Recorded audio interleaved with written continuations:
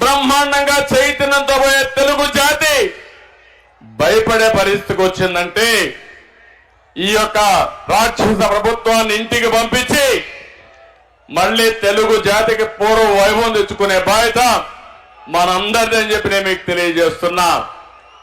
నేను ఈ కార్యక్రమాన్ని ఎక్కడ ప్రారంభించానంటే ప్రకాశం జిల్లాలో ప్రారంభించాను. పౌరుషాల గడ్డ ప్రకాశం జిల్లా అవునా కాదా? బ్రిటిష్ వాళ్ళకి ప్రకాశం పంతులు చొక్కా విప్పి కాలసారా కాలవండిని గుండె చూపించిన బ్రహ్మాండమైన నాయకుడు పుట్టిన గడ్డ పుణ్య భూమి ఈ ప్రకాశం జిల్లా.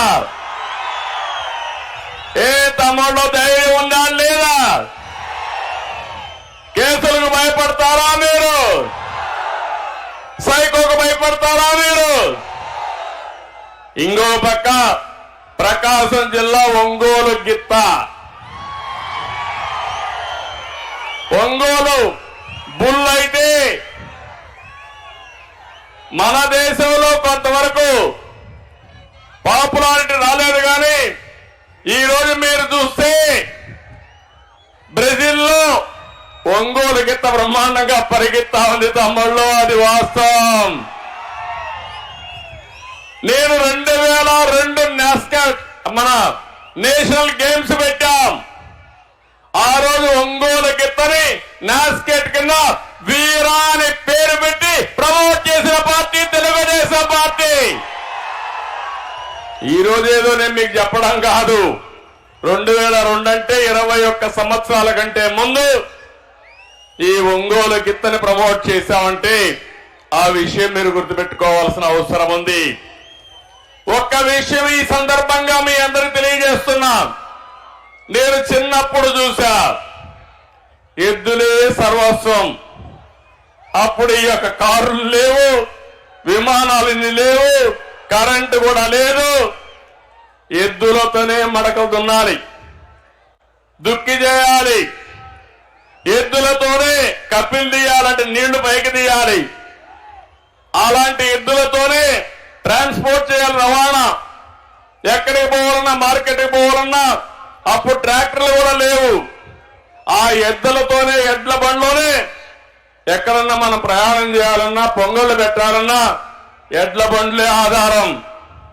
అలాంటి రోజుల నుంచి ఈ రోజుకి మార్పు చూస్తే కార్లు వచ్చాయి, డ్రైవర్లెస్ కార్లు వచ్చేసాయి. కారులో డ్రైవర్ కూడా అవసరంలా, కారు ఎక్కి కంప్యూటర్ ఆన్ చేస్తే ఏ ఊరికి పోవాలో, ఏ ఇంటికి పోవాలో నేరుగా వెళ్ళే రోజులు వచ్చాయి.